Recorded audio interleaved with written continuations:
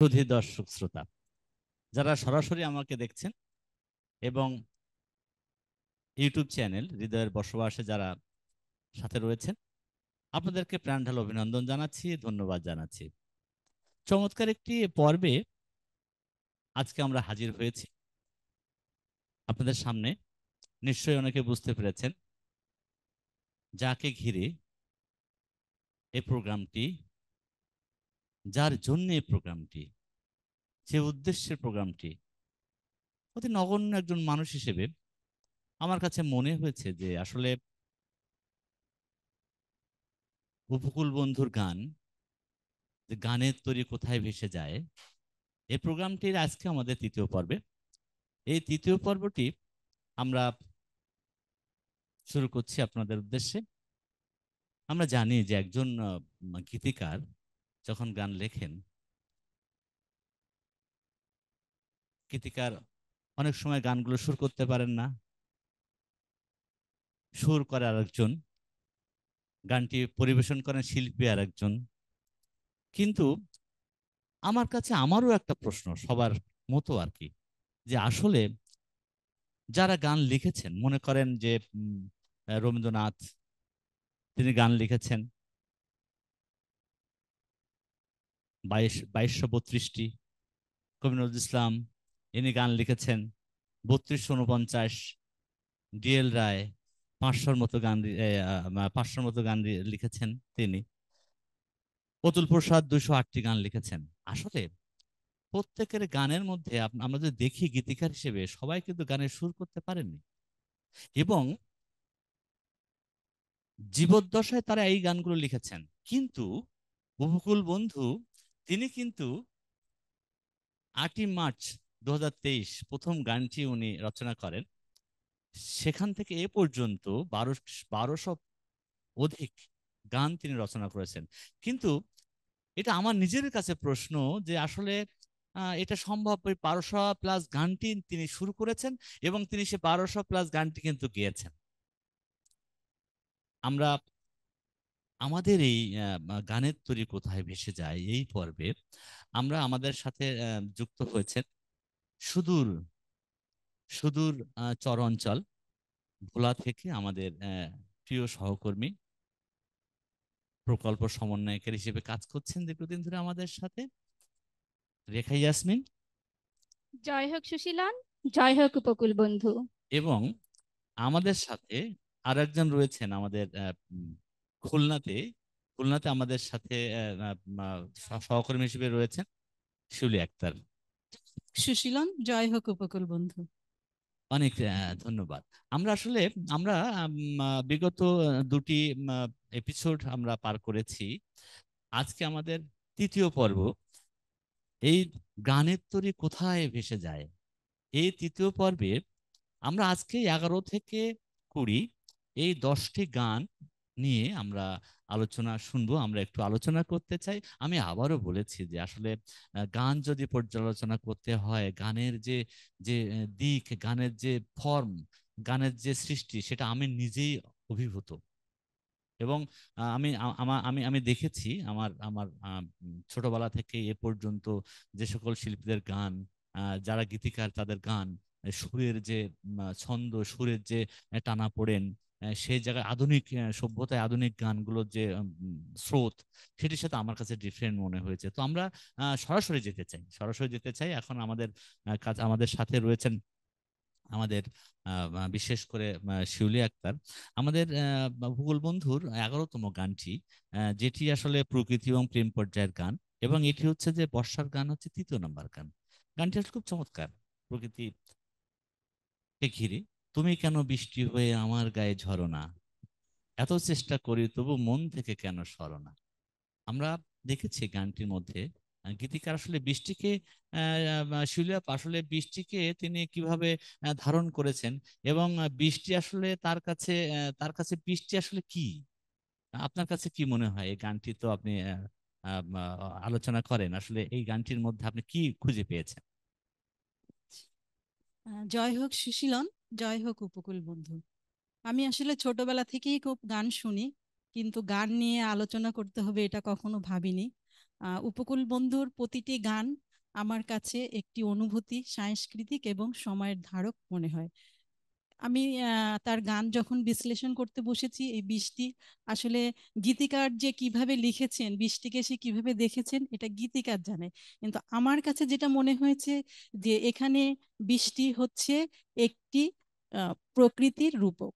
এখানে বৃষ্টিকে মায়াবী বাঁধনে বাঁধা হয়েছে। প্রেমিক যেরকম প্রেমিকাকে চায় যে বৃষ্টি তার কাছে সারাক্ষণ যেন বৃষ্টি তার অন্তরে জড়িয়ে থাকে। বৃষ্টি যেমন মাটিকে সতেজ করে, তেমনি প্রেমিকও চায় প্রেমিকা যেন তাকে সব সময় তার অঙ্গে জড়িয়ে থাকে এবং তাকে সিক্ত করে বৃষ্টির মাধ্যমে। এইখানে সে বৃষ্টিকে তার প্রেমের উদাহরণ হিসেবে ব্যবহার করেছে। সে সবসময় চায় বৃষ্টি তাকে জড়িয়ে থাকুক। আবার সে এখানে বৃষ্টিকে বজ্রে রূপান্তরিত হতে বলেছে। বজ্র যেমন একদিকে খুবই খারাপ একটি জিনিস, যেটা খুবই কঠিন, আবার সে আলোর প্রতীক হিসেবে শক্তি রূপান্তরিত করে। তাই সে চায় যে প্রেমিকা যেন তার পরিবর্তন করে তাকে সঠিক পথে নিয়ে যেতে পারে বজ্রের মতো করে। অনেক ধন্যবাদ শিলাপা, শুনছিলাম মুগ্ধ হয়ে আপনার কথা। না কেমন জানি গানটাতে আরো মানে বৃষ্টির মধ্যে বজ্রপাত হবে, সেই বজ্রপাতের আলোয় আলোকিত হবে, সকল দুঃখ কষ্ট বজ্রপাতের আলোয় হচ্ছে যে আলোকিত হবে। এটা কিন্তু একটা ডিফারেন্ট থিংস। আপনি দেখবেন গানগুলোর মধ্যে একটা ধারা থাকে, হ্যাঁ, একটা ধারা, কিন্তু এটার মধ্যে না রয়েছে না যে বৃষ্টিতে অবগাহন করতে চান, প্রেমের সাগরে ডুব দিচ্ছেন বৃষ্টির মধ্যে। কিন্তু তার মধ্যে দেখা গিয়েছে কি যে ওই বর্ষার মধ্যে বজ্রপাত হবে, সে বজ্রপাতে যে আলোক শিখা হবে, সেই আলোক শিখা তার গায়ে পড়বে, তারপরে সেখান থেকে যত কালো যত অন্ধকার দূর হয়ে যাবে।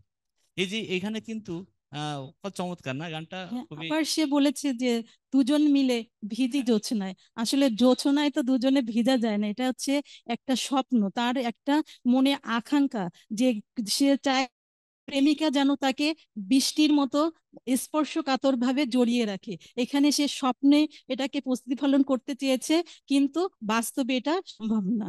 অনেক ধন্যবাদ, অনেক ধন্যবাদ। আমরা দেখি যে আসলে স্থায়ী অন্তরাগুলোতে যেভাবে উনি সাজিয়েছেন একটার পর একটা, খুব চমৎকার।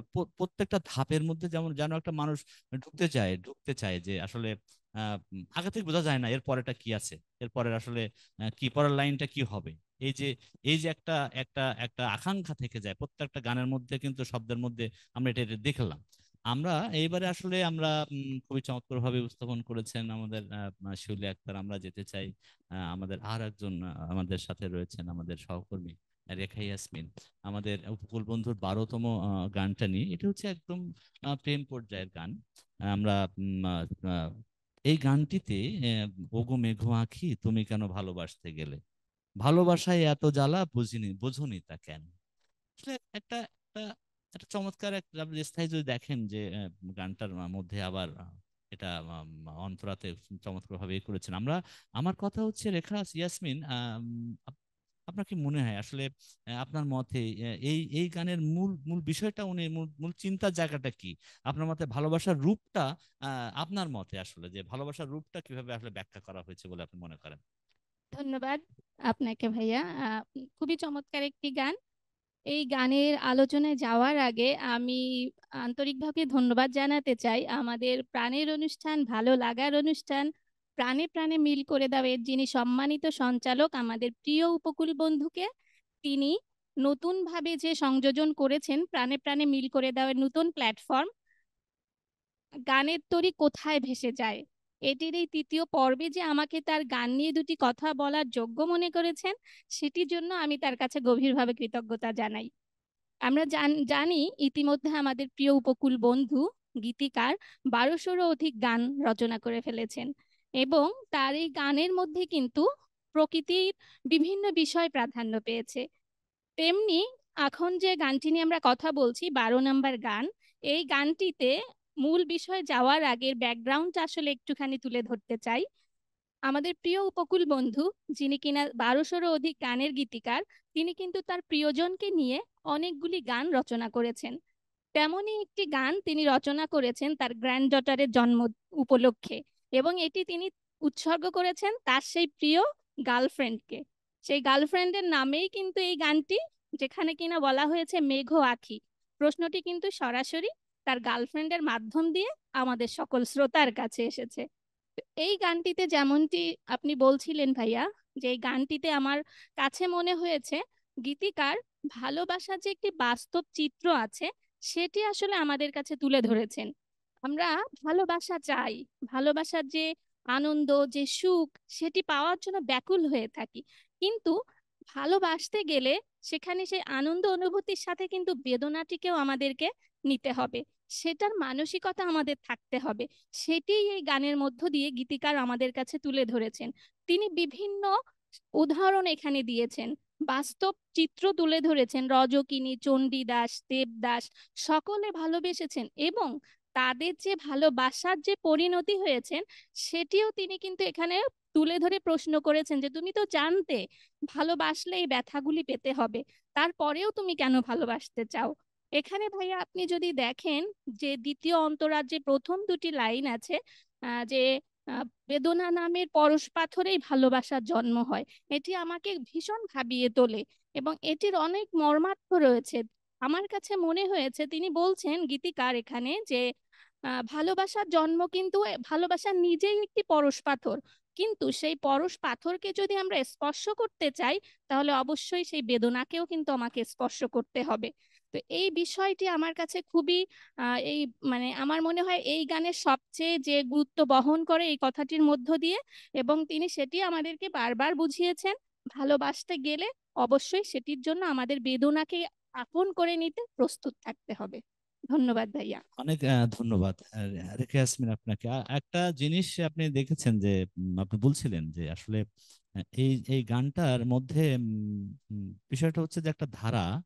গানগুলো অন্যান্য অন্যান্য যারা গীতিকার তাদের গানগুলোর ধারা কিন্তু সবসময় একটা জায়গা থেকে সরলতায় নামতে থাকে বা একটা একটা সিকোয়েন্সে উঠতে থাকে।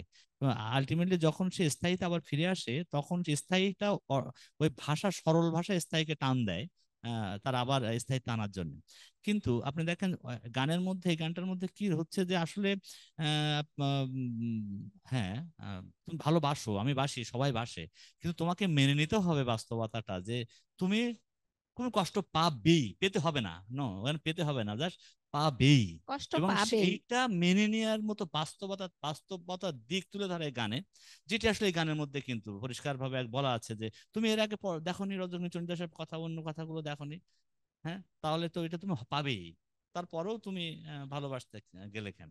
মানে খুব চমৎকার একটি জায়গা মানে আমরা দেখেছি এই গানটাতে, উপকূল বন্ধুর এই গানটাতে, যেটা যেটা আসলে কোনো এখানে কিন্তু কোনো অন্য কোনো কিছুর প্রতি সমর্পণ নেই। হ্যাঁ, এই গানটা এইভাবে চমৎকার ভাবে বাস্তব তুলে ধরেছেন যে ভালোবাসার মানুষ যারা ভালোবাসতে চায় সারা পৃথিবীর মানুষের, তারা যেন এই জিনিসটা ভাবে, এই জিনিসটা গ্রহণ করে। গ্রহণ করলে কিন্তু কম, মানে কষ্ট কম। যে তোমাকে তোমাকে মানুষ সবাই তো সবাই কি পেতে চায়, সবাই সবাই আনন্দ নিতে চায়, দুঃখ তো কেউ নিতে অর্থাৎ চায় না। আগে থেকে তুমি মানসিকভাবে ভালোবাসবে, প্রস্তুত থাকা হ্যাঁ, যায়। আর তুমি ভালোবাসবে, দুঃখ নেবে না, তা কি কখনো হয়? এই উপকূল বন্ধু এই জায়গাটাই এখানে তুলে ধরার চেষ্টা করেছেন। অনেক ধন্যবাদ রেখা। দেখেন রেখার সাথে সাথে হচ্ছে যে 13 নম্বর যে গানটি আপনি একটু আবার আপনার কাছে যেতে চাই আমি, সেটি হচ্ছে যে এখানে দেখেন এর পরের পরবর্তী গানটা প্রেম এবং হচ্ছে প্রকৃতির, এই যে প্রেমের প্রকৃতির মধ্য দিয়ে এই এই প্রেমটাকে যে স্পর্শ করার যে জায়গা, যে কোন বৃষ্টির মাঝে প্রথম আমি তোমার দেখা পাই, হ্যাঁ, সেই ছোঁয়াতে আমার হৃদয় আনন্দের তুফান বয়। আনন্দ, আনন্দ আবার কিসের মতো? সাগর, তুফানের মতো কিন্তু। হ্যাঁ, অনেক আছে না টাপুর টুপুর টুপটিপ আনন্দ, এই আনন্দ কিন্তু টিপ টুপুর টুপুর আনন্দ না কিন্তু। জি, এখানে একদম হ্যাঁ হ্যাঁ, সমুদ্রের আনন্দ, যে তুফান, আনন্দ তো আনন্দ, আনন্দ আবার শিখরের আনন্দ। সর্বোচ্চ পর্যায়ের আনন্দ। তোমার দেখা পেলে আমাকে মনে হয় আমি সেই শিখরের আনন্দ, তুফানের সেই আনন্দের মধ্যে প্রবেশ করেছি। এইটা আসলে আপনার মানে এই যে কিভাবে উনি স্পর্শ বা এটা ঘটিয়েছেন, আপনি কি মনে করেন এই গানটার মধ্যে? থ্যাংক ইউ ভাইয়া আবারও সুযোগ দেওয়ার জন্য। আহ আমরা যারা উপকূল বন্ধুর খুব কাছাকাছি থাকার সুযোগ পেয়েছি, আমরা দেখেছি তিনি প্রকৃতিকে কিভাবে ফুটিয়ে তুলেছেন। প্রকৃতি তার কতখানি আপন, তার কথায়, চলায়, বলায়, লেখনীতে সবকিছুতেই আমরা প্রকৃতির স্পর্শ পাই। প্রকৃতিকে তিনি দারুণভাবে প্রতীয়মান করেছেন তার সকল লেখাতে। তো সেই প্রকৃতির বিভিন্ন বিষয়ের মধ্যে আমার কাছে মনে হয়েছে তার বিভিন্ন লেখা বা গানগুলি শুনে বৃষ্টি তার অসম্ভব পছন্দের একটি বিষয়। তো এই বৃষ্টিকে নিয়েই তিনি অনেকগুলি গান লিখেছেন, তার মধ্যে 13 নম্বর গানও একটি অন্যতম প্রধান। এই গানটিতে আমার কাছে বিশেষত্ব হচ্ছে তিনি কোনো একটি বৃষ্টির মাঝেই তার প্রেয়সীকে প্রথম দেখেন, এবং যেহেতু তিনি বৃষ্টি তার নিজেরও পছন্দ এবং প্রথম তার প্রেয়সীকে এই বৃষ্টির মধ্যেই দেখেন, তখন তার কাছে এই বৃষ্টিটা যেন আরো আনন্দঘন হয়ে ওঠে এবং খুব বেশি প্রিয় হয়ে ওঠে, কারণ তার প্রিয় মানুষটিকে কিন্তু ওই বৃষ্টির মধ্যেই তিনি পেয়েছেন খুঁজে। এই কারণে এটি তার কাছে আরো বেশি প্রিয়। তো এই গানটিতে আমরা দেখেছি যে প্রিয় মানুষটিকে এই বৃষ্টির মধ্যে পাবার পর থেকে যে আনন্দ, তার যে বৃষ্টি মনে হয় যে বৃষ্টিকে দেখলেই তার মনে হতে থাকে তিনি তার প্রেয়সীকেই দেখতে পাচ্ছেন।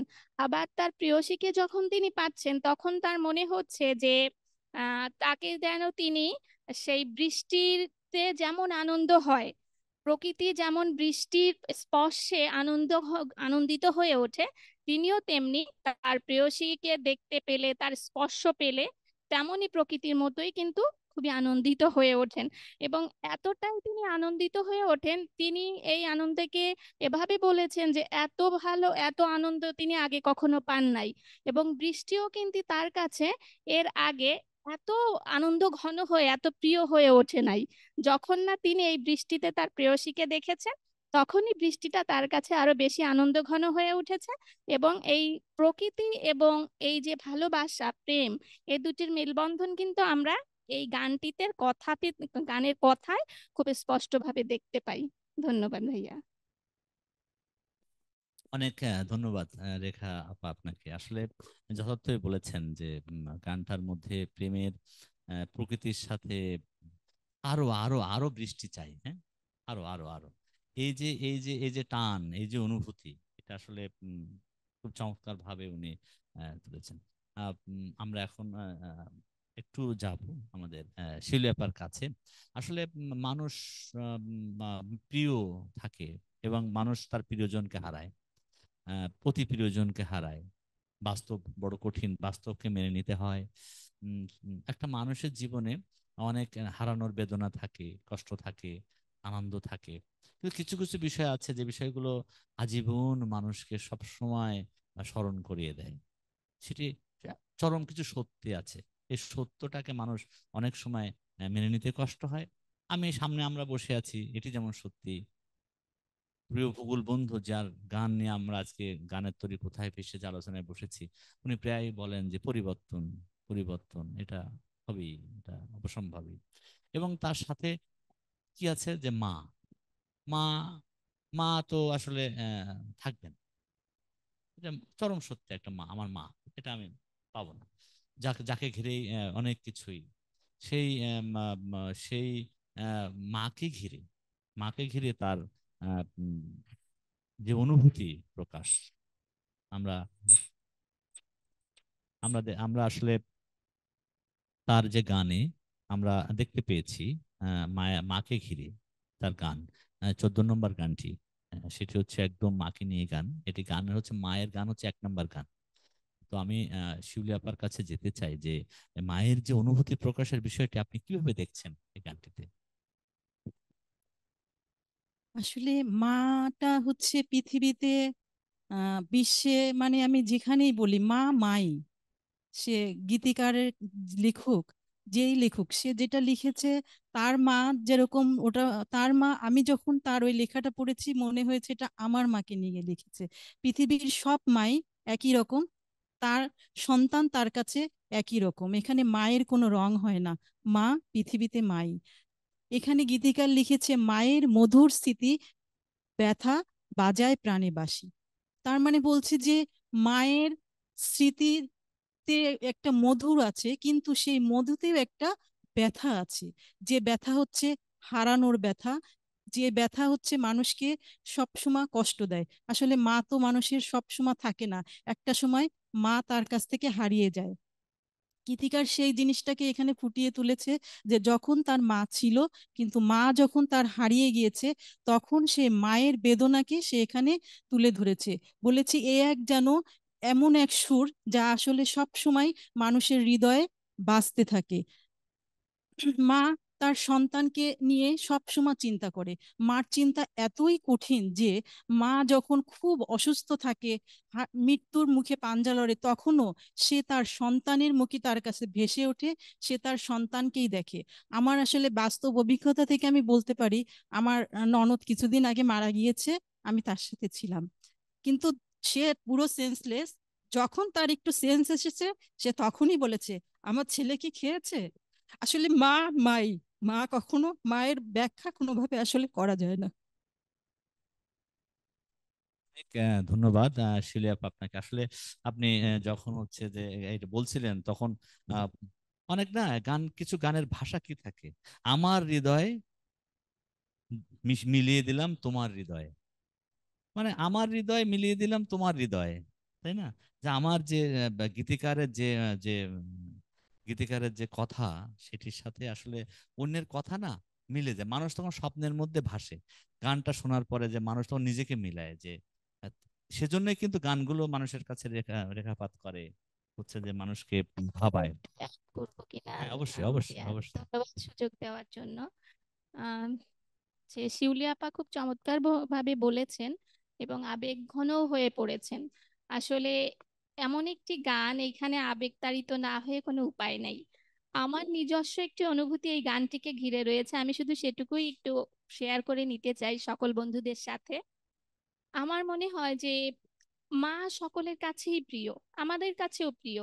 মা আমাদের জন্য যেগুলি করেন আমরা সব সময় মনে করি যে এটা তো মায়ের কাছ থেকে পাবো, এটা তো শাশ্বত সার্বজনীন, মা আমাকে খাওয়াবেন, মা আমাকে ভালোবাসবেন, এটাই তো মায়ের কাজ।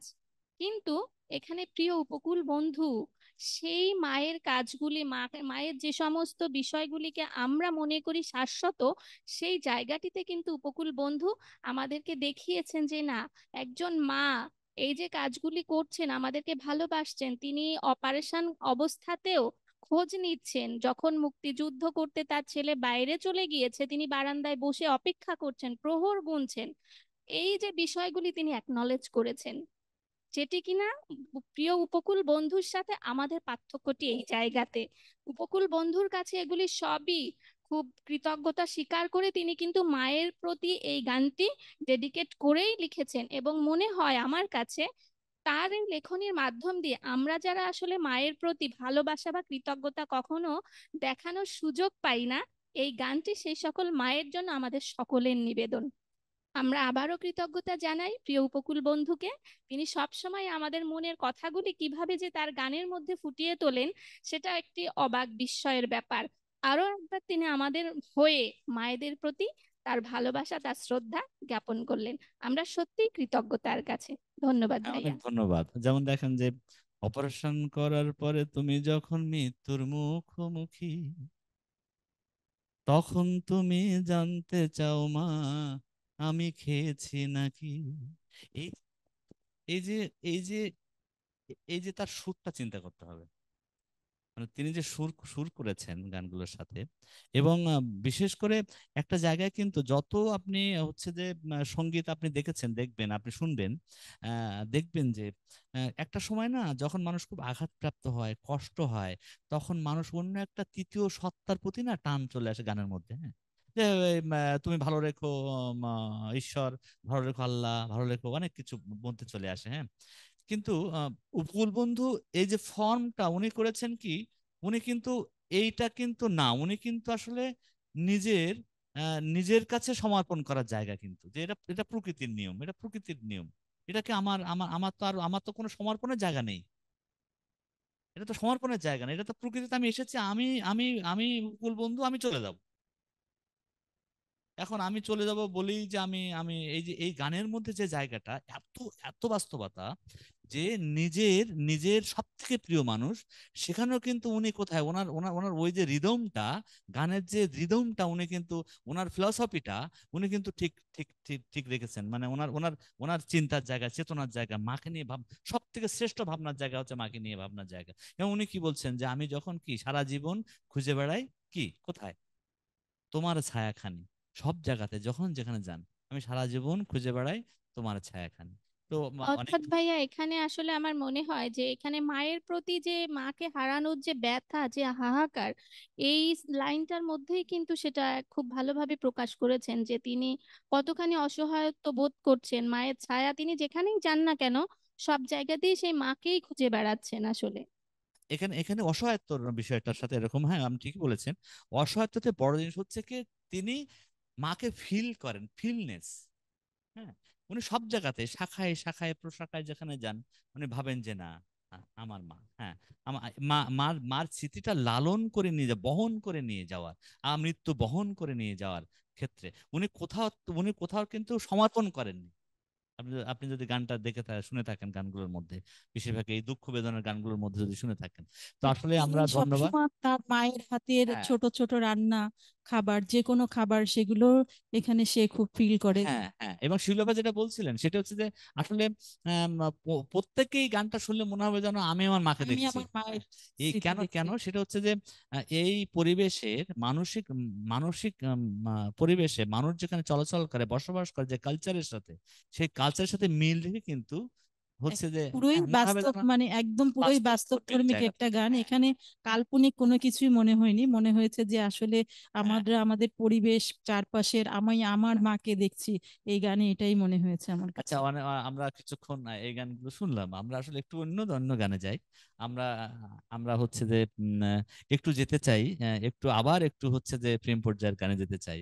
হ্যাঁ, ধন্যবাদ জানাচ্ছি আবারও আমাদের সাথে রয়েছেন সুদূর ভোলা থেকে আমাদের রেখা ইয়াসমিন আমাদের সাথে আছেন, এবং আমাদের সাথে রয়েছেন সহকর্মী শিউলি আক্তার আমাদের খুলনার থেকে, খুলনা অঞ্চলের।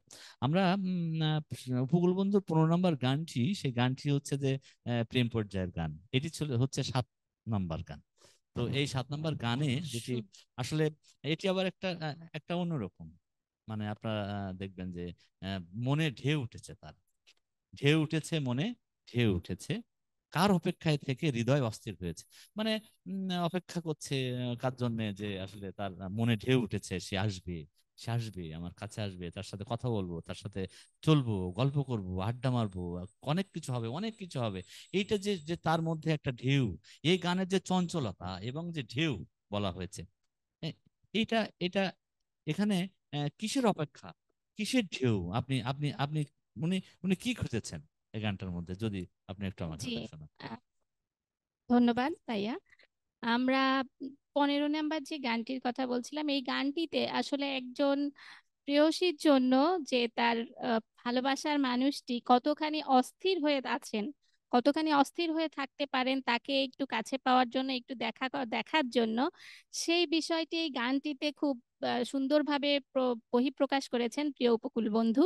এখানে গানটিতে তিনি তার প্রিয় মানুষটির জন্য অস্থির হয়ে আছেন, কিন্তু তার দেখা কিন্তু তিনি পাচ্ছেন না। অধীর আগ্রহ নিয়ে অপেক্ষা করছেন, কিন্তু তার দেখা তিনি পাচ্ছেন না। তার জন্য তিনি প্রিয় যে বকুল ফুল প্রতিনিয়ত তারকে দেওয়ার জন্য, তার পূজায় জন্য তিনি রাখছেন, কিন্তু সেই বিষয়টি, সেই তাকে দেখা না পেয়ে সে ফুল শুকিয়ে যাচ্ছে, তারপরেও কিন্তু সেই প্রিয় মানুষটিকে দেখতে পাচ্ছেন না। তিনি অধীর অপেক্ষা নিয়ে অস্থিরতা অনুভব করছেন সেই প্রিয় মানুষটিকে এক নজর দেখবার জন্য। তিনি বলছেন যে প্রকৃতি ভিন্ন ভিন্ন মাত্রায় সেজে তার সামনে ধরা দিচ্ছে, সেই ভিন্ন ভিন্ন সাজের মধ্যেও তিনি যেন দেখছেন তার সেই প্রেয়সী, তাকে তিনি খুঁজে পাবেন। তিনি সেই প্রকৃতির মতো করে নিজেকে, তিনি মনে করছেন যে প্রকৃতিও তো সাজগোজ করছে, প্রকৃতিও তার আগমনের অপেক্ষায় রয়েছে তার মতো করেই, কিন্তু তারপরেও সেই প্রেয়সীকে কিন্তু তিনি দেখতে পাচ্ছেন না। তিনি তার এই গানটিতে বলেছেন যে আমি কাঁদি তোমার লাগি, কিন্তু তুমি তো আসলে আমার জন্য কাঁদো না। অর্থাৎ তিনি যতই মানে তার প্রেয়সী তাকে যদি ফিল না করেন, তার জন্য না কাঁদেন, তারপরেও তিনি সেই একই রকম অনুভূতি, একই রকম চঞ্চলতা, অস্থিরতা নিয়ে কিন্তু আগ্রহ নিয়ে অপেক্ষা করছেন কখন তার সেই প্রিয় মানুষটির দেখা পাবেন। এবং তিনি প্রিয় মানুষটিকে কিন্তু সে যতই দূরে থাকুক তাকে কোনোভাবেই ভুলতে পারছেন না। তো আমার কাছে মনে হয়েছে আমরা যখন আমাদের প্রিয় মানুষদের জন্য অপেক্ষা করি অধীর আগ্রহ নিয়ে, তখন আসলে যে আমাদের মধ্যে যে অস্থিরতাটা কাজ করে, আমাদের অনুভূতিগুলি কিভাবে থাকে, আমরা কেমন ফিল করি, সেই প্রতিটা বিষয় একদম নিজের মতো করে আমার মনে হয় যে গানটি শুনলে উপকূল বন্ধু প্রিয় গীতিকার বোধহয় আমার কথা চিন্তা করেই লিখেছেন। আমারও ঠিক এরকমটি মনে হয় কিভাবে তিনি আসলে আমার মনের কথাটি বহিঃপ্রকাশ করলেন। আজকের অনুষ্ঠানের মাধ্যম দিয়ে তাকে আবারও একবার ধন্যবাদ জানাতে চাই। ধন্যবাদ ভাইয়া। হ্যাঁ, রেখা ইয়াসমিন, আপনি আপনি ঠিকই বলছিলেন রেখা আপা। সেটি হচ্ছে যে আপনি যদি দেখেন যে দ্বিতীয় অন্তরা প্রথম অন্তরাতে কার জন্য সাগরের ঢেউ আছড়ে পড়ে কিনারায়, বাতাস এসে বিরহের বাঁশি বাজায়।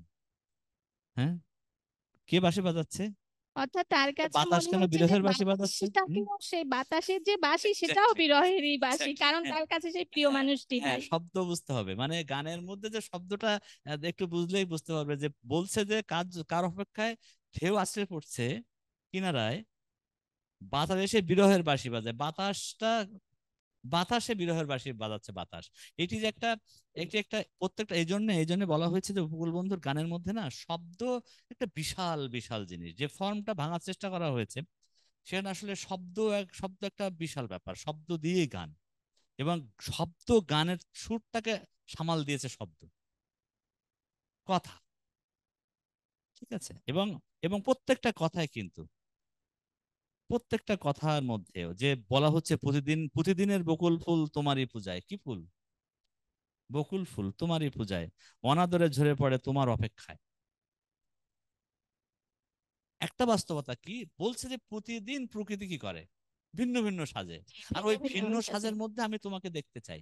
এই যে কথাটা যে প্রকৃতি প্রতিদিন পাল্টায়, পরিবর্তন। হুম। এই প্রতিদিনকার যে পরিবর্তন হয়, আজকে হয়তো অন্যরকম বকুল ফুল ফুটেছে, কালকে কাশ ফুল ফুটবে। হ্যাঁ, পরশুদিন কি ফুল ফুটবে? রজনীগন্ধা ফুটবে বা অন্য পদ্ম একটা কিছু ফুটবে। ফুটবে, ওই শাপলা শাপলা ফুটবে। ফুল ফুটবে, বুনো ফুলগুলো ফুটবে। ওই ওই ওই ফুলের সময়টার, ওই যে প্রকৃতির সময়ের মধ্যে ওই সময়টুকু আমি তোমাকে চাই, ওইভাবে তোমাকে চাই। এই গানের আমার কাছে গানটার মনে মধ্যে। হয়েছে হ্যাঁ, ভাই এখানে যে প্রকৃতির যে ভিন্ন মাত্রা, ভিন্ন ভিন্ন সাজে প্রকৃতি যে আমাদের কাছে ধরা দেয়, সেটারও কিন্তু দেখুন আমরা আমাদের প্রিয় মানুষের যে উপস্থিতি সেটার সঙ্গেও কি চমৎকার করে একটা সামঞ্জস্য, একটা মেল বন্ধন এখানে প্রিয় উপকূল বন্ধু আমাদের সামনে তুলে ধরেছেন।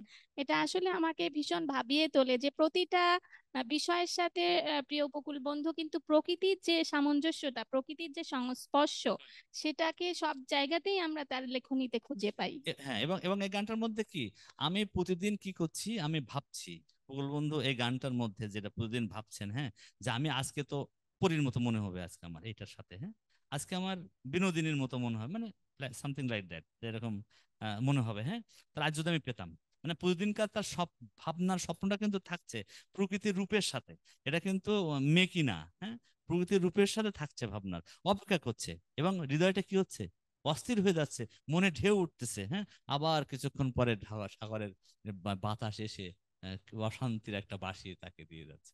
এই যে এই যে টান টান যে একটা একটা অনুভূতি গানের মধ্যে। একটা গানে কি থাকে? একটা গানের মধ্যে একটা অনুভূতি, একটা আকাঙ্ক্ষা থাকে, পরের লাইন কি, পরের লাইন কি। হ্যাঁ, এই শব্দের মধ্যে, এই গানটার মধ্যে কিন্তু চমৎকার ভাবে হচ্ছে যে উনি ফুটিয়ে তুলেছেন। আমরা উম, আমরা উম, আমরা দেখতে পাচ্ছি অনেকেই শুধু চমৎকার আলোচনা অনেকেই আমাদের বন্ধুরা দূর দূরান্তে যারা আছেন তারা হচ্ছে বিভিন্ন ভাবে মেসেজ দিচ্ছেন। আমাদের প্রিয় অনুষ্ঠান গানের তরী কোথায় ভেসে যায়, আমরা দেখতে পাচ্ছি বিভিন্ন অঞ্চল থেকে আমরা অনুভব করছি, পাঠাচ্ছেন আপনারা।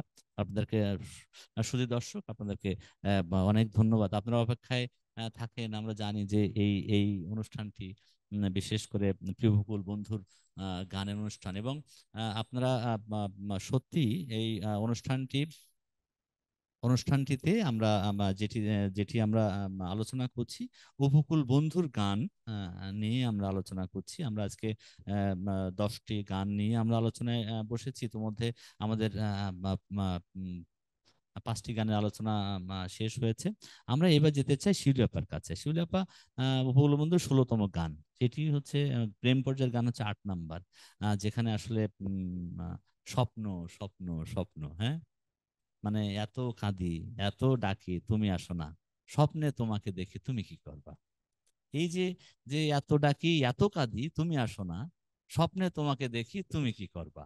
এই গানটিতে এই গানটিতে আসলে কি ভাব, কি ভাব উঠেছে আর কি, যে আপনি আপনি আপনি কি মনে করেন যে উপকূল বন্ধুর গানটির মধ্যে আপনি কি খুঁজে পেয়েছেন? আমি আসলে উপকূল বন্ধুর এই গানটির ভিতরে পেয়েছি হচ্ছে বিরহ, ব্যথা এবং না পাওয়ার আকাঙ্ক্ষা এবং স্বপ্ন। মানে সে স্বপ্নের আছে এবং আহ, সে ভাবছে সে প্রিয়তমাকে এত ডাকছে, তার জন্য এত কাঁদছে, তাকে ডাকতে ডাকতে সে ক্লান্ত হয়ে যাচ্ছে, কিন্তু প্রিয়তমা তার ডাক কিছুতেই শুনছে না। সে এইরকম ডাকতে ডাকতে ক্লান্ত হওয়ার পরে সে আবার ভাবছে, আমার এই ডাক যদি প্রিয়তমা একদিন সত্যি শোনে, সে যদি একদিন সত্যি আমার সামনে এসে দাঁড়ায়, আমি তাকে কি বলবো, সে আমাকে কি বলবে। আচ্ছা, অনেক অনেক অনেক অনেক ধন্যবাদ শিলা আপা। আমরা মানুষ আমরা আমরা দেখেছি যে আসলে এই গানটার মধ্যে চমৎকার বলেছেন আপনি যে আমি এত ডাকি, এত কাঁদি, তুমি আসো না, স্বপ্নে তোমাকে দেখি তুমি কি করবা। স্বপ্নে কিন্তু প্রত্যেকটা জায়গায়, স্বপ্নে কি হচ্ছে, স্বপ্নে কিন্তু স্বপ্নের মধ্যে স্বপ্নে ইচ্ছা সে মতো পাহাড়, নদী, জল, সমুদ্র, হ্যাঁ, স্বপ্নে কিন্তু ঘুরছেন। বিষয়টা হচ্ছে যে অনেক বাস্তবতা কিন্তু এই গানটার মধ্যে রয়েছে, যেটা যে যখন একজন মানুষ গান শুনবে তখন তার বাস্তবতাটুকু, বাস্তবতা কি যে আসলে স্বপ্নে অনেক কিছু সম্ভব। বাস্তবে সেটা সম্ভব না, সে কিন্তু স্বপ্নে তুমি থাক। যখন, আমি ভাবছি স্বপ্নে তুমি আমি ভেসে বেড়াচ্ছি আম, সাগর, অথই সাগর জল, হ্যাঁ, সাগর, পাহাড়, নদী, যত জায়গায় ভেসে বেড়াচ্ছি কিন্তু স্বপ্নে, ঠিক আছে, স্বপ্নে সে কিন্তু তো বাস্তবে দেখা পৃথিবীকে আসলে কি নিয়ে হচ্ছে? যে তার সমস্ত সুন্দর জায়গায় পাহাড়, নদী, সাগর সব জায়গায় ঘুরে বেড়াচ্ছে, কিন্তু সে যখন বাস্তবে ফিরে আসছে দেখতেছে উনি বাস্তবতা অন্য। বলেছেন এই গানের মধ্যে, হ্যাঁ, উনি উনি বলেছেন এই গানের মধ্যে, এক না হলে প্রেম সাগরের মালিক মেলা ভার, দুজন, যেমন হ্যাঁ, বললেন আপনারা, হ্যাঁ, সেটা হচ্ছে গানটির শেষের যে অন্তরাটি আছে এখানে আমাদের জন্য খুব বাস্তব একটা মেসেজ প্রিয় গীতিকার আমাদেরকে দিয়েছেন। তিনি কিন্তু বলেছেন যে আমরা মানে যে আমার মানুষের জীবনে তার মন আসলে যে কি চায় সেইটা কিন্তু তার কিভাবে নিবেদন করলে যে সে সুখ পাবে এটা সে নিজেও জানে না। তো আসলে এই কথাগুলি খুবই সত্য। আমরা নিজেই জানি না যে আমি আসলে কিভাবে সুখী হব, আমি কি চাই, অনেক সময় আমাদের মন কি চায় আমরা নিজেই সেই বিষয়টি আসলে বের করতে পারি না। আবার আপনি যে কথাটি বললেন যে দুজন মানুষ, উনি একদম শেষের এসে বলেছেন অন্তরাতে যে দুইজন মানুষ এক হওয়া খুবই কঠিন একটি কাজ। আবার যদি এক না হতে পারি তাহলে তো আমি সেই প্রেমের সম্পদ সেটি পাচ্ছি না। তাহলে বিষয়গুলি কতটা জটিল আমাদের জন্য। আমি আমার মন কি চাচ্ছে সেটি আমি জানি না, আমি কি পেলে সুখী হব সেটিও আমি বুঝতে পারছি না। আবার দুইজন মানুষ এক হওয়াটাও কঠিন, কিন্তু এক যদি হতে না পারি আমি প্রেমের সেই সম্পদটিও পাচ্ছি না। তাহলে বিষয়গুলির যে জটিলতা, সেই জটিলতাগুলিকে কিন্তু এই গানের মাধ্যম দিয়ে প্রিয় উপকূল বন্ধু আমাদের সামনে খুব সুন্দরভাবে, সহজ এবং সাবলীল ভাবে তুলে ধরেছেন। ধন্যবাদ ভাইয়া। ধন্যবাদ রেখা আপা, আপনি যথার্থ বলেছেন। এবং একটা জায়গা যে দুজন, দুজনের তো এক হওয়া সম্ভব না, মানে দুজন মিলে এটা এটা খুবই কঠিন, খুবই কঠিন, খুবই কঠিন। ওর থেকে ভালো যে স্বপ্নের মধ্যে বাস, আমি আমি আমি স্বপ্নের মধ্যে তোমাকে পাই, এক্স্যাক্টলি, সেটাই বোধহয় আমার এক্স্যাক্টলি, জন্য হ্যাঁ, ভালো। যে আমি হ্যাঁ, তো পাচ্ছি না হ্যাঁ, তোমাকে ওর বাস্তবে, থেকে আমি আমি স্বপ্নের স্বপ্ন, মধ্যে ভালো আছি। কেউ আর আমার, এটা বন্ধ হ্যাঁ, করতে হ্যাঁ, পারছে না আমার এটা কিন্তু, স্বপ্নে তোমাকে এটা পাওয়া। কিন্তু, এটা কিন্তু প্রত্যেকটা মানুষের আসলে বোঝা দরকার, যারা হচ্ছে গানগুলো শোনেন বেশিরভাগই। অনেক সময় কি এই স্মরণেস থেকে যায়, হাই ঈশ্বর আমার কি হবে, তুমি আমার আসি আমার এলো না, আমি এখন কি করলাম না, কিন্তু ওর থেকে বাস্তবতা বলছে, বাস্তবতা বলছে কি যে হচ্ছে যে একটা জিনিস যে ঠিক আছে, হচ্ছে যে হচ্ছে আমরা স্বপ্নের মধ্যে আছি, আমি পাহাড়, নদী, এটা আসি। আমরা আমরা অনেকেরই হচ্ছে যে দেখতে দেখতে দেখতে পাচ্ছি যে অনেকেই বন্ধুরা, অনেকেই হচ্ছে আমাদেরকে কমেন্টস করেছেন, খুব চমৎকার চমৎকার কমেন্টস করেছেন। বিদ্যুৎ লিখেছেন সত্যি মনোমুগ্ধকর বিশ্লেষণ। কবিবুল লিখেছেন খুলনার উপকূল বন্ধুর গানের প্রতিটি কথা, শব্দ অনেক অর্থবহ ও বাস্তবতায় ভরপুর। আহ, একজন লিখেছেন আমাদের সাথে, সুমন সরকার, অবাক হয়ে আলোচনা শুনছি যা মনকে হালকা করে দিচ্ছে। আমাদের আমাদের সম্মানিত উপপরিচালক শিনা আক্তার লিখেছেন, গানের তরী কোথায় ভেসে যায়। এই প্ল্যাটফর্মটি সৃষ্টি হয়েছে বলে উপকূল বন্ধুর গানের শব্দের গভীরতা আমাদের কাছে দারুণভাবে ছুঁয়ে যাচ্ছে, আমাকে দারুণভাবে ছুঁয়ে যাচ্ছে। মনির ভাই, রেখা ও শিউলির দারুণ আলোচনা হচ্ছে, অনেক চমৎকার। শঙ্কর বাবু লিখেছেন, উপকূল বন্ধুর গানের প্রতিটি কথা অনেক অর্থবহ, সুরের সাগরে যা মনের গভীরে প্রবেশ করে। আমরা রোজি লিজা আমাদেরকে লিখেছেন যে, উপকূল বন্ধুর প্রত্যেকটি গান প্রেমপূর্ণ, যা শিল্পী ও দর্শকদের মনে দাগ কেটে যাবে। স্মৃতির পাতায় এই সময়টি অমলিন হয়ে থাকবে।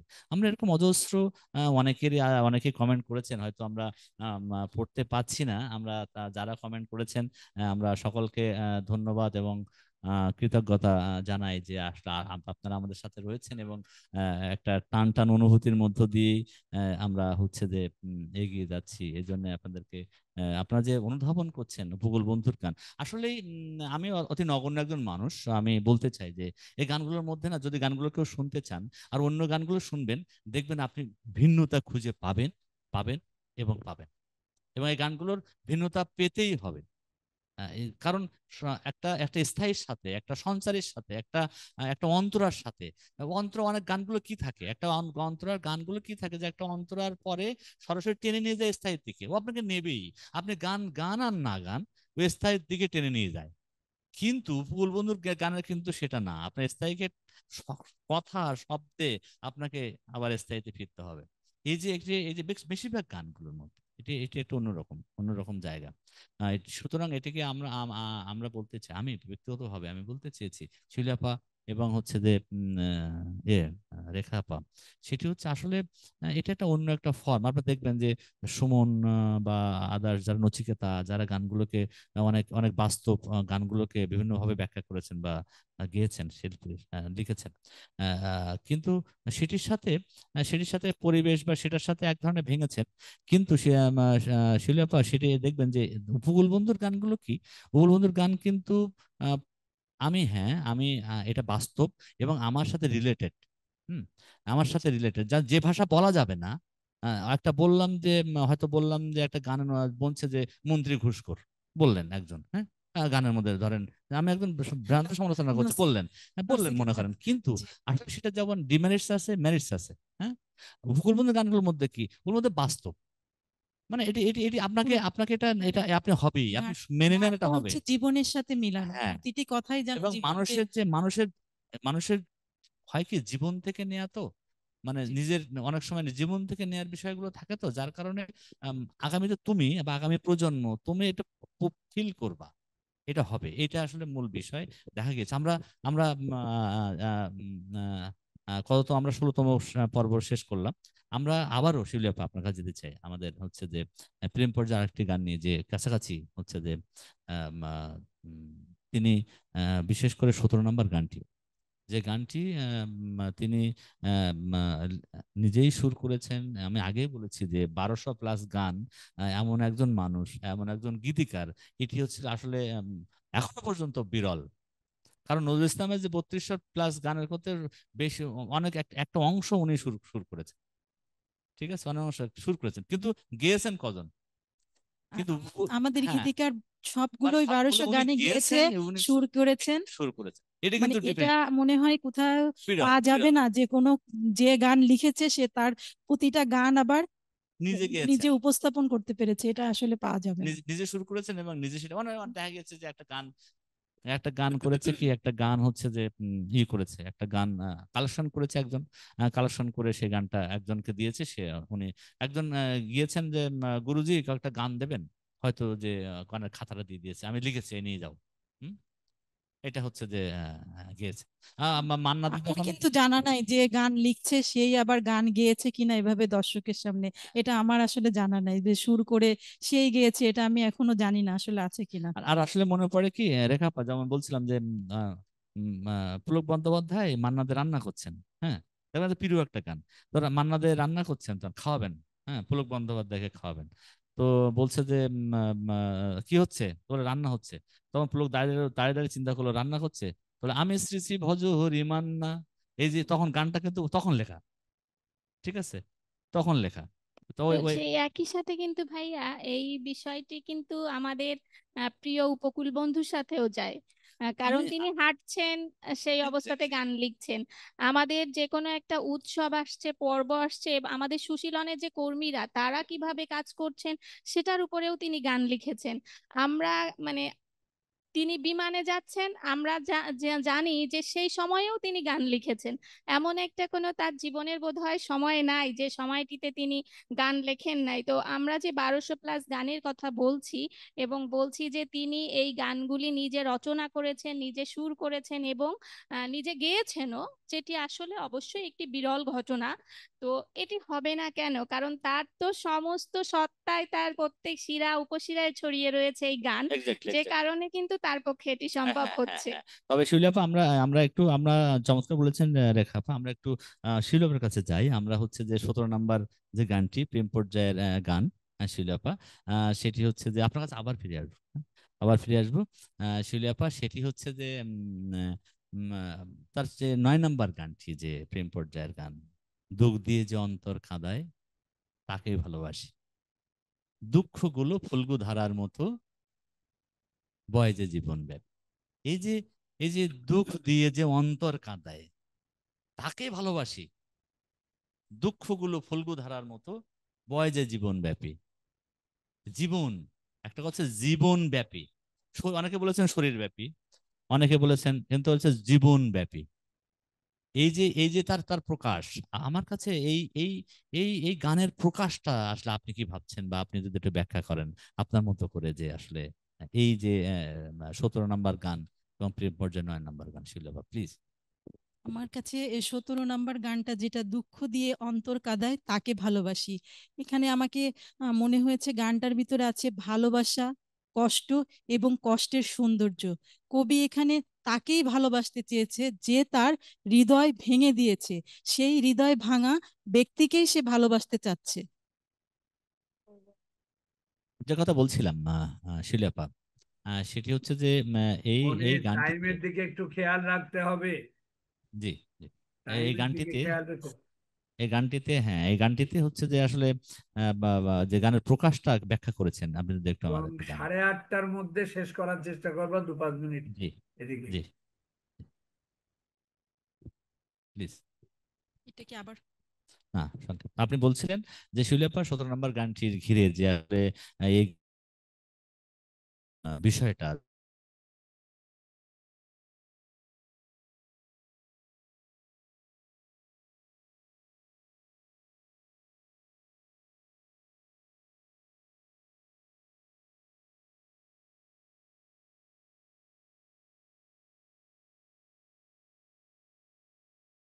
ভালোবাসা তার ভিতরে বসন্তের জীবন্ত আগুন জ্বালিয়ে দেয়, এই জন্য সে তাকেই ভালোবাসবে। চমৎকার বলেছেন। এবং একটা জিনিস কি, গানটাতে গানটাতে হচ্ছে যে উনি স্বীকার করেন যে সারা জীবন দুঃখ থাকবে, বেদনা থাকবে, কষ্ট থাকবে, জ্বালা থাকবে, সবকিছু থাকবে। আমার যদি, যাকে আমি ভালোবাসি, সে যদি আমার যদি দুঃখ না দেয়, তাহলে তো এর ভালোবাসাই নেই। তাহলে আমি আমি দুঃখকে আমি ধারণ করি, আমি দুঃখকে বরণ করি, দুঃখ নিয়েই তো আমি হচ্ছে যে সুখের সন্ধান পেতে চাই।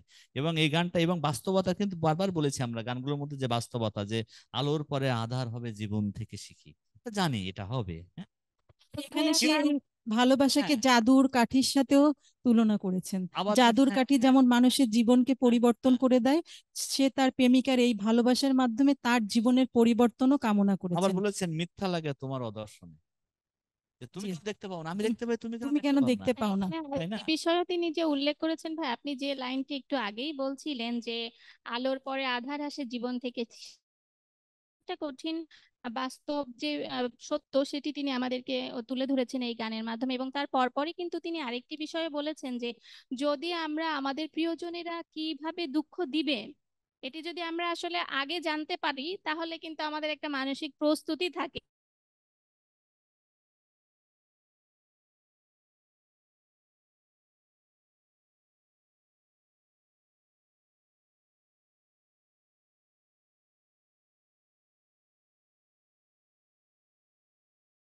আমরা শিলাপা আপনার কাছে আসবো।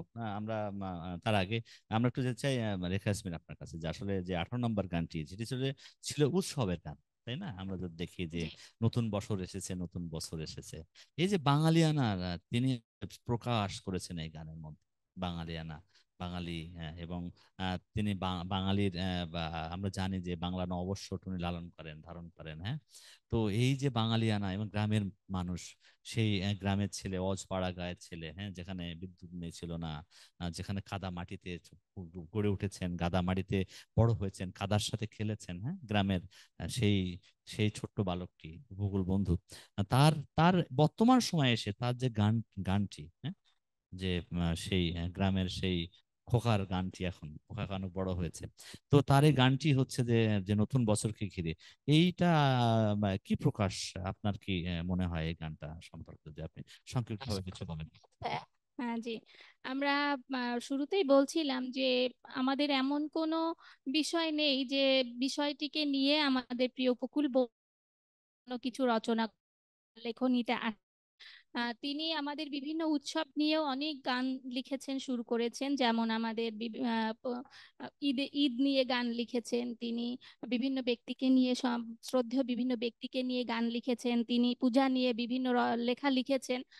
ঠিক তেমনি আমরা জানি বাঙালির একটি, আমাদের সবচেয়ে স্বকীয়তা, আমাদের সার্বজনীন একটি উৎসব, সেটি হচ্ছে আমাদের পহেলা বৈশাখ, বা আমরা যাকে বর্ষবরণ বলে থাকি। সেই বর্ষবরণ নিয়েও উপকূলবন্ধু লিখবেন না, সেটি তো হয় না। আপনার একটি কথায় আমি এই গানটির আলোচনার সাথে আমি একটু যুক্ত করে নিতে চাই। আপনি বলছিলেন যে আমাদের যারা পরবর্তী জেনারেশন, তাদের জন্য কিন্তু এগুলি হচ্ছে একটা শিক্ষামূলক। তো সেই কথাটি আবারও বলতে হয়, এই উৎসবের এই যে আমাদের নতুন বছরকে নিয়ে যে গান, সেই গানটিও কিন্তু আমার মনে হয় যে এই গানটির মধ্যে পহেলা বৈশাখ বা বাঙালির যে বর্ষবরণের প্রতিটি বিষয় এখানে তুলে নিয়ে এসেছেন তিনি। সেই গ্রামের খোকা খুকুরা কিভাবে নতুন জামা পরে আনন্দ করছে, তার বাবার সাথে মেলায় যাচ্ছে, একই ধারে শহরে কিভাবে মঙ্গল শোভাযাত্রা বের হচ্ছে, কিভাবে আমরা রমনার বটমূলে গিয়ে গানের সাথে সবাই একত্রে কণ্ঠ মিলাচ্ছি, সে সকল বিষয় কিন্তু এই গানটির মধ্যে উপস্থাপিত হয়েছে। সবচেয়ে বড় যে সিগনিফিকেন্ট এই গানটিতে আমার কাছে মনে হয়, সবচেয়ে বড় যে অর্থবহ দিক ভাইয়া, সেটি হচ্ছে অসাম্প্রদায়িক চেতনার একটি মেসেজ কিন্তু এই গানের মধ্যে রয়েছে, যেখানে আমরা শুধু বাংলাদেশবাসী নয়, সারা বিশ্ববাসী একসাথে হয়ে যে যেখানেই আসি, অসাম্প্রদায়িকতার চেতনা ধারণ করে হিন্দু, মুসলিম, বৌদ্ধ, খ্রিস্টান সবাই মিলে কিন্তু আমরা নতুন বছরকে বরণ করছি। তো সেই বছর বরণের যে আমাদের আনন্দ উৎসব, যে আমাদের মানে আমাদের মজার মজার পছন্দের খাবার দাবার খাওয়া, বাঙালিয়ানাকে ধারণ করা, তার একটি শাশ্বত উদাহরণ এই গানটি অনেক আমার অনেক কাছে মনে হয়। অনেক অনেক ধন্যবাদ রেখা আপা, আপনি বলেছেন আসলে এইটাই মূল কথা, মেসেজ, যে আসলে বাঙালিয়ানার সাথে সার্বজনীন ধর্ম, যার যার উৎসব সবার, হ্যাঁ, এই যে সার্বজনীনতাবাদ, ঠিক আছে, এটি কিন্তু একটা বিশালত্ব গানের মধ্যে, হ্যাঁ, যে যে উৎসবগুলো হবে সার্বজনীন, ঠিক আছে, এবং প্রকৃত খাঁটি বাঙালিয়ান, আসলে সেই রবীন্দ্রনাথের ঠাকুরবাড়ি বাংলার, যদি বাংলা নববর্ষ দেখি, যেখান থেকে আসলে এটার শাখা প্রশাখা, এবং সেখান থেকে প্রিয়কুল বন্ধু তার জীবনে সেই পর্যায়ে সেই গানটি আসলে অনেক অনেক রেখাপাত গানটা। এটি অবশ্যই বাংলা সাহিত্যের একটা অনন্য আমাদের সম্পদ। এই গানটি আমার কাছে মনে হয়েছে সকল বাঙালিদের জন্য, আমরা যে ভাষাভাষী হই না কেন, যেখানেই থাকি না কেন, সকলের কাছে আমার মনে হয় এটি আমাদের খুব বড় একটা সম্পদ।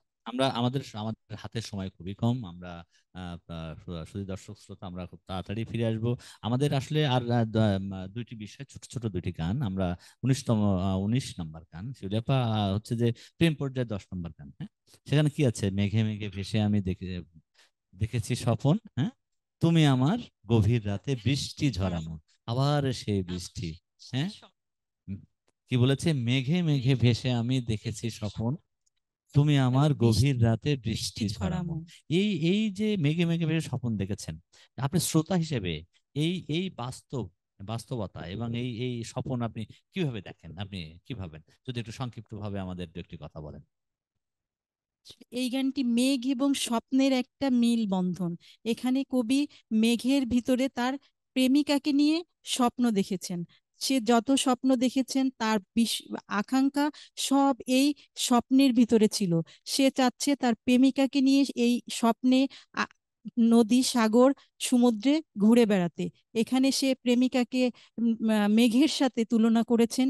মেঘ যেমন ভেসে ভেসে বেড়ায়, সেও চাচ্ছে তার প্রেমিকাকে নিয়ে মেঘের মতো করে দেশে বিদেশে তার পছন্দের জায়গায় ঘুরে বেড়ানোর ইচ্ছা, আকাঙ্ক্ষা প্রকাশ করেছে। এখানে তার আসলে মনে ভীষণ আকাঙ্ক্ষা রয়েছে যে সে মেঘের মতোই তার প্রেমিকাকে নিয়ে ঘুরে বেড়াবেন। হ্যাঁ, চমৎকার। আপনি যদি দেখেন অন্তরাগুলোতে তিনি কিন্তু বলে দিয়েছেন, বাস্তবের দুনিয়া যদি স্বপনের মতো হতো, জীবনের জ্বালা যন্ত্রণা সংঘাত কি ঘুচে যেত। সে যেত। যদি স্বপ্নের মতো হতো, বাস্তব তো বাস্তবেই, বাস্তব তো কঠিন। সে স্বপ্নে থাকলে হ্যাঁ, এসব জ্বালা যন্ত্রণা হ্যাঁ, কিছুই তার হ্যাঁ। থাকতো না। তখন আমি কি করতাম? আমি তোমায় নিয়ে ভাসতাম আমার স্বপ্নের কোন স্বপ্ন? স্বপ্নের বৃষ্টিতে, তাই না? এবং একটা জিনিস পরিষ্কার, উনি উনি বাস্তবতায় বলে দিচ্ছেন কিন্তু, যে স্বপ্ন আছে বলেই তো আমি বাঁচি, স্বপ্ন আছে বলেই তো আমার সৃষ্টি, স্বপ্ন আছে বলেই তো আমি সামনের দিকে স্বপ্ন অগ্রসর হই। স্বপ্ন আছে বলে বিভিন্ন হ্যাঁ, সভ্যতার তৈরি হ্যাঁ। হচ্ছে। স্বপ্ন এবং না আমি থাকলে স্বপ্নে বাঁচি। সভ্যতাও তৈরি হতো না। হ্যাঁ, স্বপ্ন মানুষকে কি করে? মানুষকে বড় বানায়। হ্যাঁ, এই গানে উনি উল্লেখ করেছেন, এবং স্বপ্ন মানুষকে বড় বানায়। যে স্বপ্ন, একজন মানুষ কত বড়, সেটা স্বপ্ন যত বড় সে তত বড়। হ্যাঁ, এই লাইনটি এই গানের আমাদের একটা বড় মেসেজ হ্যাঁ, ভাইয়া। হ্যাঁ। এবং মানুষ তখন কি করে? মানুষ আসলে বাঁচার তো শান্তি দরকার। সব সময় বেদনা বেদনা বেদনা থাকবেই, জানে, কিন্তু স্বপ্ন তো তাকে বাঁচায়, তাকে আস্তে আস্তে করে সামনের দিকে নিয়ে যায়। এই গানগুলো এই যত এই যে গানটা, হ্যাঁ, এই আপনি দেখবেন এই গানটা একটা অন্য ধারা। সব সময় ওই বৃষ্টি এখানে আছে, এই স্বপ্ন এখানে আছে, কিন্তু স্বপ্নের যে বাস্তবতা, স্বপ্ন আমি কেন দেখবো? কারণ আমাকে বাঁচার জন্য তো আমাকে বাঁচার স্বপ্ন জন্য স্বপ্ন দেখাচ্ছে দেখতে দেখাচ্ছে হবে। যার স্বপ্ন কেন প্রয়োজন, সেটা কিন্তু এখানে এখানে মানে স্বপন মানুষ দেখে, স্বপ্নের বিভিন্ন ক্লাসিফিকেশন। হ্যাঁ, এই গানগুলোর মধ্যে আমরা একেবারে শেষ পর্যায়ে এসে গেছি। অনেক ধন্যবাদ শিলু আপা আপনাকে। আমি রেখার কাছে যেতে চাই। রেখা ইয়াসমিন, আপনার কাছে আমাদের আজকের হচ্ছে শেষ গান, হ্যাঁ, 20তম গান, যেটি আসলে আকাঙ্ক্ষা সঙ্গীত। এইটি হচ্ছে একটা আম, আম, আহ, সঙ্গীতাঙ্গনে সঙ্গীত চ্যাপ্টার বলা যেতে পারে, সঙ্গীত পর্যায়ের সারা বিশ্বের আমরা এখনো পর্যন্ত আমরা অনুভব করিনি এখনো। বহু জায়গাতেই আলাপ হয়েছে, তারা আসলে কেউ এটা আকাঙ্ক্ষা সঙ্গীত নামে যে আলাদা সঙ্গীত হতে পারে। অনেক আছে যে অনেক ধর্মীয় সঙ্গীত, বিভিন্ন সঙ্গীত, বিভিন্ন পর্যায়ের গান হতে পারে, কিন্তু আকাঙ্ক্ষা সঙ্গীত এটি আসলে একটা বিশাল বিশাল বিশাল একটা ব্যাপার, যেটা নতুন একটা ধারা, নতুন একটা দিক। এই আকাঙ্ক্ষা সঙ্গীত একজন মা প্রফুল্ল বন্ধু উনি সৃষ্টি করেছেন। তার গানে অনেকগুলো গান, যেমন হচ্ছে যে প্রেমের গান, বর্ষার গান, আঞ্চলিক গান, হ্যাঁ, সুন্দরবনকে ঘিরে গান, সাগরকে ঘিরে গান, বিভিন্ন বিষয়ের গান। আবার গানের বিভিন্ন চ্যাপ্টার চ্যাপ্টার ভাগ, যেমন প্রেম, প্রেম আলাদা, প্রকৃতি, কিন্তু আকাঙ্ক্ষা, হ্যাঁ, আকাঙ্ক্ষা সঙ্গীত এটি আমাদের একটা আকাঙ্ক্ষা সঙ্গীত নম্বর 2 আমরা পেয়েছি।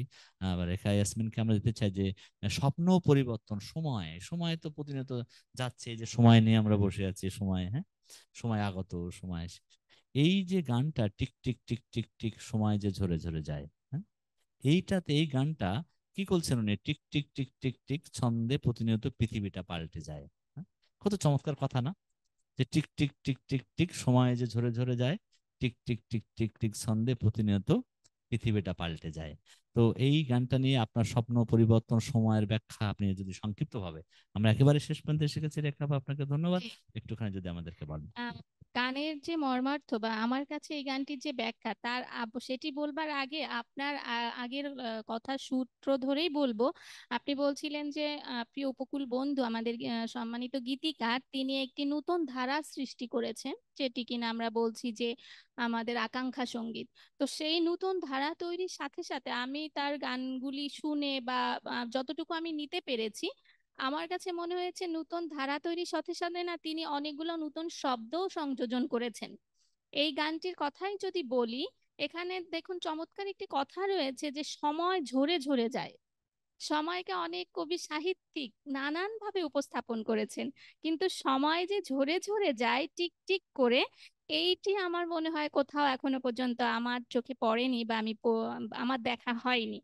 তো এখানে আমার মনে হয়েছে যে প্রিয় উপকূল বন্ধু, আমাদের প্রিয় গীতিকার এই গানটিকে হচ্ছে সময়কে উপযোগ্য করে প্রকৃতি এবং জীবন এটি যে পরিবর্তনশীল সব সময়, সেই বিষয়টি এখানে ফুটিয়ে তুলেছেন। সময়ের আমরা জানি সকলে যে সময়ের নিয়মই হচ্ছে কিন্তু প্রতিনিয়ত সেটি বয়ে যাবে, এবং এই প্রতিনিয়ত যে সময়ের বয়ে যাওয়া, এই সময়ের টিকটিক ছন্দের সাথে সাথে কিন্তু সময় বয়ে যায়, সেই সাথে আমাদের পৃথিবীও কিন্তু রং পাল্টে ফেলে। তো এখানে কিন্তু আমাদের গীতিকার বলেছেন যে মনে করিয়ে দিয়েছেন যে পরিবর্তন প্রকৃতির একটি অমোঘ নিয়ম, এটিকে আমরা কোনোভাবেই মানে অমান্য করতে পারবো না, পরিবর্তন হবেই। তাহলে প্রকৃতি যদি পরিবর্তন হয়, তাহলে আমাদের যে ভালোবাসা সেটাও তো সেই একইভাবে পরিবর্তন হবে।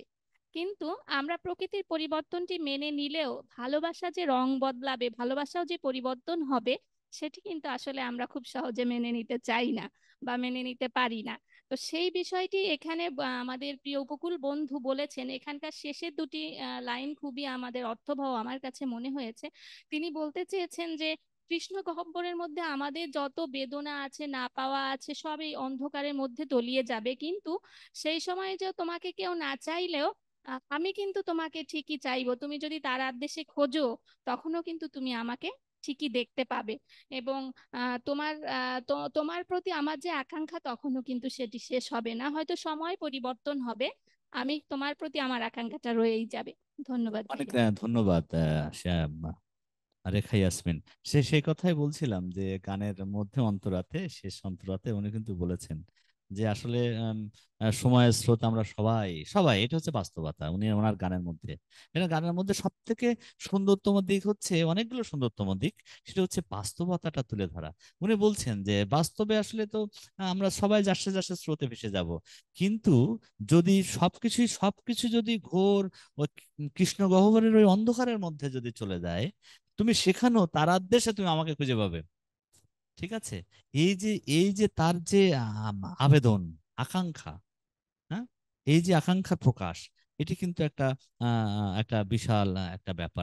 আমি যে কথা বলছিলাম যে কখনো কি হয়েছেন, কখনো তার আকাঙ্ক্ষার জায়গাটা না একটা দার্শনিক বিষয় তার উপকূল বন্ধু তার গানগুলোর মধ্যে, যে আসলে আমি কখনো উনি কি হতে চেয়েছেন, কখনো উনি সাগর হতে চেয়েছেন, সাগরের মতো, কখনো উনি কিসের মতো, হ্যাঁ, সুন্দরবনের মতো হতে চেয়েছেন। কেন? কেন? তার কারণটা হচ্ছে মেঘের মতো কারণ হতে কখনো চেয়েছেন। মেঘের মতো হচ্ছে কেন? আসলে এখানটাতেই বোঝা যায় যে তিনি আসলে কতখানি উদার। পৃথিবীর সকল বর্জ্য, সকল গ্লানি, হ্যাঁ, সবকিছু তিনি নিজের মধ্যে হ্যাঁ, ধারণ করে সকল পৃথিবীকে কুসংস্কার, সুস্থ হ্যাঁ, রাখতে হ্যাঁ, চেয়েছেন। হ্যাঁ, তো এখানেই তার উদারতা, তার এক্স্যাক্টলি, বিশালতাটা কিন্তু প্রকাশ এক্স্যাক্টলি পায়। শিল্পীর বিশালতা এবং গীতিকারের বিশালতা ওই জায়গাটাই, যে হচ্ছে আসলে আমি সকল যে অনিষ্ট, এগুলো আমার কাছে দাও, আসো, আমার কাছে আসো, আমি আমি ধারণ করি, আমি ধারণ করে আমি আমি এমন একটা সকল অশুভ বিষয়গুলো, সকল খারাপ বিষয়গুলো আমার মধ্যে থাকুক, আমি আমি সুন্দর একটা আবাসভূমি আগামীর জন্য তৈরি করি। এই যে দর্শন তত্ত্বের বিষয়টা, এই যে গানের ক্ষেত্রে, শুধু গান না, হচ্ছে গান, গান একটা একটা একটা পৃথিবীর মতো। একটা গান গেতে গেতে একটা মানুষ হারিয়ে যায়। একটা গান গেতে গেতে মানুষ কি করে, অনেক সময় সুইসাইড করে গান গেতে গেতে, কিন্তু হ্যাঁ, অনেক গান গেতে গেতে মানুষ হার্ট অ্যাটাক হয়। মানে এই যে গানের সাথে মিথস্ক্রিয়া, মিথস্ক্রিয়া, শব্দের সাথে মিলন, এগুলো অনেক অনেক অনেক অনেক বড় ব্যাপার। আমরা আসলে গানের যে বাস্তবতা, আমরা দেখলাম, আমরা ভূগোল বন্ধুর গানে, বিশেষ করে আমাদের সাথে যারা ছিলেন, আমাদের সাথে সুদূর ভোলা থেকে, সেই চর অঞ্চল থেকে আমাদের রেখা ইয়াসমিন আমাদের সাথে ছিলেন, হচ্ছে যে আমাদের শিউলি আপা, আমাদের ফাইন্যান্সের হিসাব বিভাগের কাজ করেন আমাদের সাথে খুলনা বিভাগে। এবং আমরা এই উপকূল বন্ধুর গান, যে গানটি আসলে আমরা তৃতীয় পর্ব, আমাদের গানের তরী কোথায় ভেসে যায়, আমরা আজকে আমাদের তৃতীয় পর্ব চলছে। আমরা নতুন নতুন এপিসোড আগামীতে হবে। আমরা ভূগোল বন্ধুর যে যে যে আকাঙ্ক্ষার জায়গা, তার যে দর্শনের জায়গা, গানের যে একটা গান এত সহজে কি দ্রুত সুর করা সম্ভব? একটা একটা একটা একটা গান দ্রুত শুরু হয়ে যাচ্ছে, একটা গানকে দ্রুত উনি হচ্ছে যে লিখে ফেলছেন, একটা গানকে দ্রুত দ্রুত গেয়ে ফেলছেন। এটা কিন্তু একটা বিশাল ব্যাপার। এবং এইটা আমরা এই গানটাই আমরা উপকূল বন্ধুর কাছে আমরা পেয়েছি। এবং উপকূল বন্ধুর কাছেই আসলে আপনি দেখবেন যে আসলে কি মানুষকে জানা, মানুষকে বোঝা, এটা খুব কঠিন কাজ এখন না। হয়তো কোনো মানুষ যখন একদিন থাকবে না, তখন আমি থাকবো না, তখন হয়তো মনে হবে যে সেই লালনের মতো লালন ছিল না, এখন লালন হয়েছে পৃথিবীর মতো।